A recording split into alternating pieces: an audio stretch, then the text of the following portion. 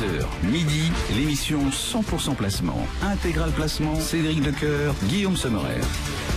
On est parti pour cette deuxième heure d'Intégral Placement. On vous accompagne bien évidemment jusqu'à midi pour parler de tout ce qui fait bouger les marchés. On regarde aussi bien évidemment la vie quotidienne des marchés, Guillaume, et notamment ce matin où c'est particulièrement hésitant. En effet, un CAC 40 qui ne fait pas grand-chose, qui même a plutôt tendance à légèrement reculer alors que les autres marchés européens sont en petite hausse. On en parle avec Thibaut François depuis Fastea Capital. Bonjour Thibaut. Bonjour messieurs. Comment vous le sentez, vous, ce début de semaine qui sera d'ailleurs intéressante à suivre?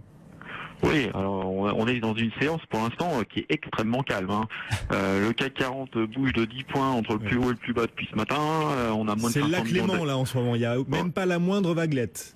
C'est exactement ça. C'est vraiment très très calme. Il y a moins de 500 millions d'euros d'échangés ce matin, donc c'est vraiment très calme. On a fini en fait la plupart des publications sur la France. On s'en est plutôt pas mal sorti avec des indications plutôt positives sur 2017. Donc tout ça globalement c'était plutôt positif.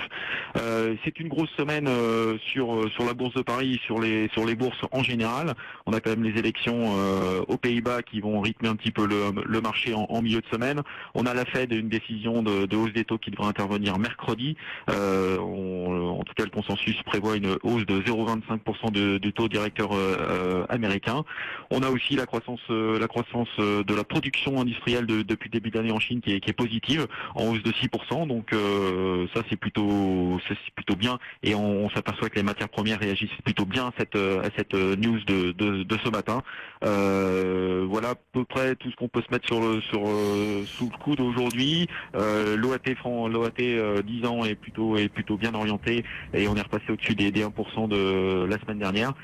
Donc tout ça est plutôt favorable en règle générale. Mais c'est vrai que maintenant il va falloir donner un peu plus d'indications et un peu plus de visibilité, notamment avec les élections françaises qu'on attend maintenant d'ici 2 mois. Bon, malgré tout, côté valeur, il y a quelques titres peu habitués du haut des palmarès. ArcelorMittal, Eramet, on pourrait les mettre presque dans le même lot. Oui, tout à fait. C'est les matières premières qui sont plutôt bien orientées ce matin. La hausse de la production industrielle chinoise est évidemment au centre des attentions. On a eu des déceptions la semaine dernière avec les stocks US qui étaient mal orientés et qui étaient surtout en hausse. Et donc on a eu des matières premières qui ont chuté la semaine dernière. Là, on repart tranquillement à la hausse. La croissance chinoise est au rendez-vous. La production industrielle aussi, on le voit depuis le début de l'année. Donc on retrouve un petit peu d'appétit sur les matières premières ce matin avec Arcelor ou Eramet. C'est plutôt la tendance de fond qui devrait prédominer dans les prochains mois. Voilà donc pour ces valeurs qui grimpent. On rappelle ArcelorMittal plus de 32, Eramet plus 2,6. De l'autre côté, on a quelques prises de bénéfices sur les banques. Il faut dire que ça avait bien fonctionné au cours des dernières séances. Oui, tout à fait. Alors les banques, effectivement, c'est plutôt des prises de bénéfices. Effectivement, les variations sont quand même assez faibles. On a BNP qui perd 0,29. On a la Société Générale qui est un tout petit peu en hausse même depuis ce matin. On a Crédit Agricole qui perd 0,24. Donc quelques prises de bénéfices après on va dire un gros mois de février et un bon début de mois de mars.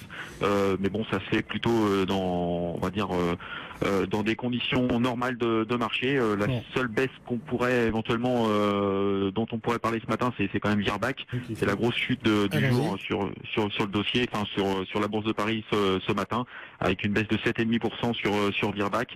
Virbac a annoncé, on va dire, des perspectives plutôt 2017 plutôt prudentes, avec une croissance organique qui devrait être négative sur le premier trimestre. Et donc c'est sanctionné ce matin par le marché qui trouve que la valorisation est un petit peu trop importante pour cette valeur de croissance. Moins 7,5, 155,90. Merci beaucoup Thibaut François, donc depuis Fastea Capital. Un CAC 40 à plus 0,1% dans le reste de l'actualité du jour, 11h05.